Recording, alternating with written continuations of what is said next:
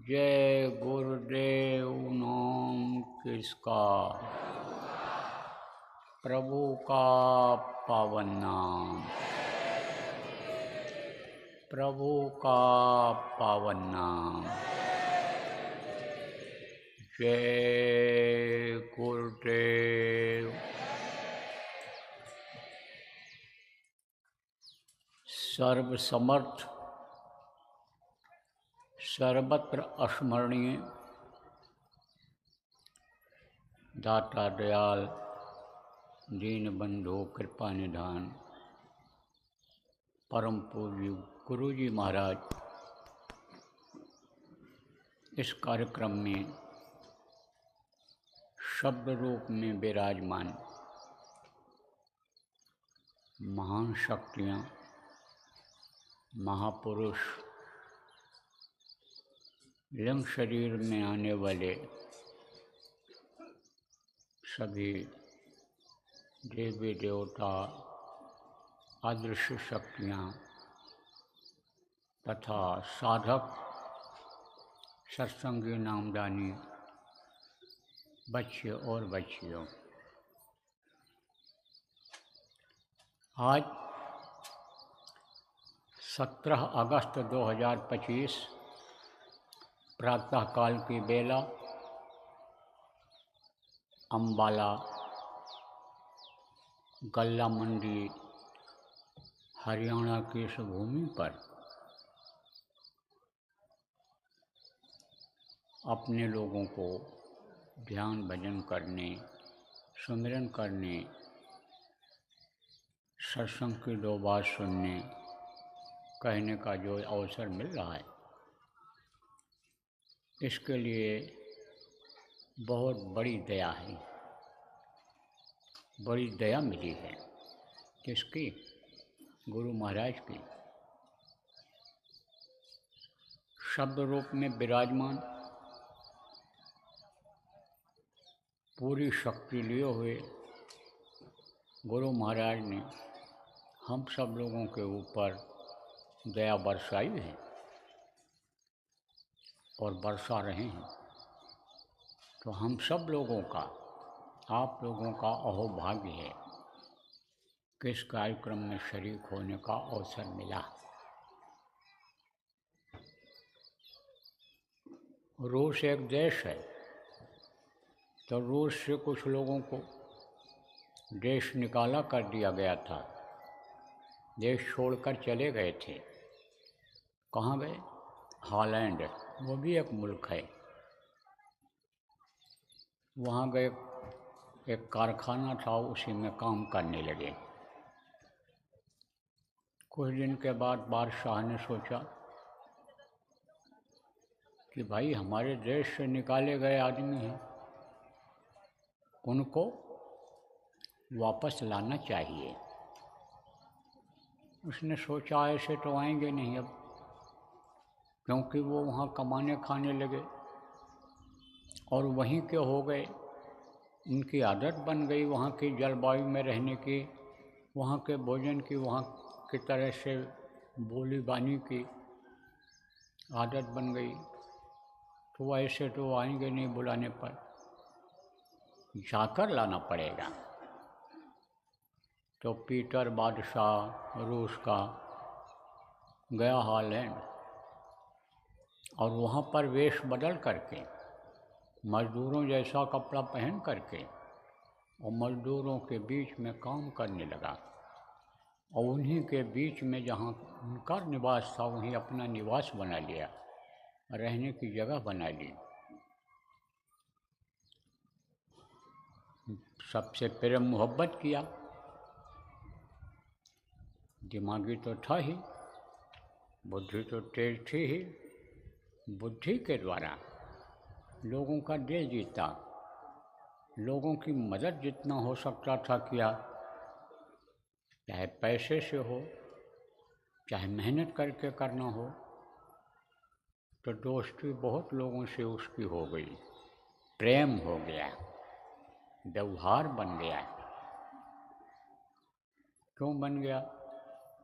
इसलिए बन गया कि मदद करता था, फिर उसने बताया बोली बोल करके अपने मुल्क की कि मैं भी वहीं का हूँ, वहीं से आया हूँ, यहाँ का रूस से, और आप लोग भी रूसी हो? बोले हम भी रूसी हैं। तो और प्रगाढ़ता बढ़ गई, प्रेम बढ़ गया। कुछ दिन जब और बीता तब उन लोगों से कहा चलो भाई अपने देश चला जाए, बहुत दिन हो गए आए हुए तुमको। तो किसी ने ध्यान नहीं दिया। कोई ऐसा बोला कि भाई हम लोग तो निकाले गए हैं, अब वहाँ बादशाह जाने नहीं देगा। तब उसने कहा नहीं, जाने देगा। बादशाह से हमारी दोस्ती है, प्रेम है, हम कहेंगे तो जाने देगा। तो लोग हंस पड़े, बोले इसकी कहाँ से दोस्ती बादशाह से हो सकती है।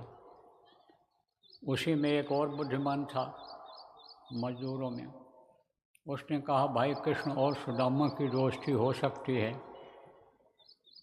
तो इनकी भी हो सकती है, लेकिन हमको विश्वास कैसे आएगा कि हमको वो अपने अंदर प्रवेश करेगा, सीमा के अंदर बादशाह हमको अंदर ले लेगा, राज्य में ले लेगा अपने, और अगर ले भी लिया तो रहने देगा वहाँ, क्या मालूम फिर निकाल दे। तब उसने गारंटी के साथ कहा कि अब नहीं निकाले जाओगे, एक बार हो गया, और मैं दबाव डाल करके और तुमको रखूँगा, मैं भी वहीं रहूँगा, मैं भी अब इधर नहीं आऊँगा, चलो अपने देश चला जाए। तैयार हो गए सब लोग, छुट्टी ले लिया वहाँ से, चल पड़े। जब सीमा पर पहुँचे खबर लगी कि बादशाह आ रहा है, तो सीमा के सिपाही और लोग वहाँ जो थे यानी समझो फौज, वो खड़ी है स्वागत के लिए, तोपों से सलामी हो रही है, वहाँ पर लोग सलूट मार रहे हैं। मजदूरों ने सोचा भाई ये कौन ऐसा आदमी है कि जिसको सलूट मार रहे हैं, लगता है कि यह बादशाह का जिगरी दोस्त है, लगता है कि बादशाह इसको मानता है, तभी उसने अपने दोस्त के लिए देखो ये फौज लगा दिया, स्वागत हो रहा है। और आगे बढ़े, जब सीमा के अंदर गए, महल के नज़दीक पहुँचे, ओ कर्मचारी लोग माला लिए फूल बरसा रहे हैं, माला लिए हुए खड़े हैं, और तो ये मज़दूर गदगद हो गए, बोले भाई है तो जोरदार दोस्ती है हमारा, तो ये इसकी दोस्ती होगी बादशाह से। अब तो बात बन गई। अंदर जब और महल में प्रवेश किया तो वहाँ दासियाँ रानी सब आरती सजाए हुए माला लिए हुए खड़ी हैं, और बोला गजब हो गया, लेकिन बादशाह कहाँ है। ये बोले कि बादशाह कहाँ है, मन में सोच रहे हैं भाई ये लोग आ रहे हैं। फिर उसने सोचा भाई बादशाह को आने की क्या ज़रूरत है, वो तो बैठा होगा, कह दिया होगा स्वागत कर दो हमारे दोस्त का।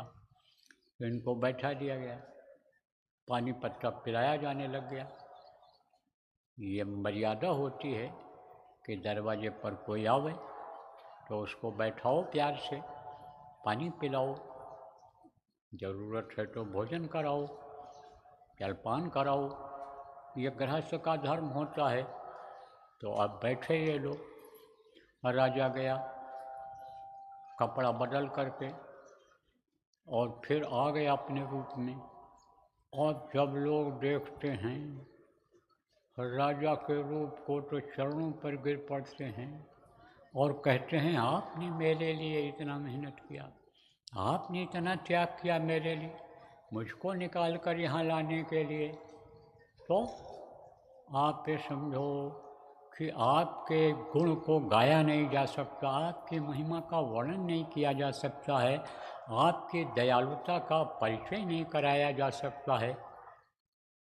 प्रभावित हो गए। तो जब सतपुरुष की मौज हो गई कि सृष्टि की रचना किया जाए।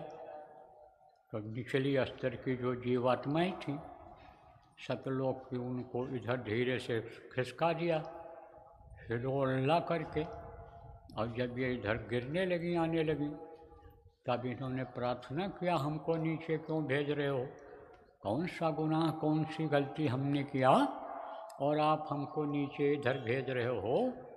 तब उसने कहा, मैं सतपुरुष ने कहा कि मेरी मौज हो गई है रचना करने की, कुछ लोक बनाने की, तुम लोगों को वहाँ भेजने की, तुम जाओ। तब वो जीवात्माएँ बोली कि मैं तो जा तो रही हूँ, हम जा तो रहे हैं, लेकिन ये बताइए कि फिर हम कभी वापस आ पाएंगे, क्योंकि ऊपर से गिरी हुई चीज़ युक्ति उपाय से ही यानी समझो ऊपर जाती है। जैसे ऊपर से बूंद गिरी तो बूंद गिरी तो फिर वापस जा सकती है बादलों की तरफ? नहीं जा सकती है, लेकिन जा सकती है कब, जब कोई युक्ति बता दे। बूंदें गिरती हैं, पानी इकट्ठा हो जाता है। अब उसी पानी को अगर गर्म कर दिया जाए और भाप बन जाए तो भाप उड़ करके और आसमान की तरफ चला जाता है। भाप उड़ करके आसमान की तरफ जाता है। भाप जो होता है, धुआं जो होता है, बहुत दूर तक जाता है और ऊपर तक जाता है। धूलगढ़ जो मिट्टी होती है उसकी सीमा होती है, ज़्यादा दूर नहीं जा पाती, लेकिन ये भाप और ये धुआं जिसको कहते हो बहुत दूर तक जाता है। तो युक्ति से जा सकता है, ऐसे नहीं। तब ये जानती थी जीवात्माएँ कि हमको लाएगा कौन, यहाँ आएंगे। तब उन्होंने कहा था, फिक्र मत करो तुम, जो भेज रहा है वही लाएगा भी, वही बुलाएगा भी तुमको। तो अब आप ये समझो प्रेमियों, ये उसी में से कुछ आत्माओं को, कुछ और अलग से आत्माओं को इनको दे दिया था तपस्या के बल पे। किसको दे दिया? जिनको ईश्वर काल भगवान कहा गया। अब काल के हाथ में ये पड़ गई। तब काल यानी समझो इनको छोड़ना नहीं चाहता है, यानी समझो चक्र में फंसाए रहना चाहता है, जाल में फंसाए रहना चाहता है, निकलने नहीं दे रहा है इनको। और ये जीवात्माएं परवश हो गई, दूसरे के अन्य अधिकार में हो गई।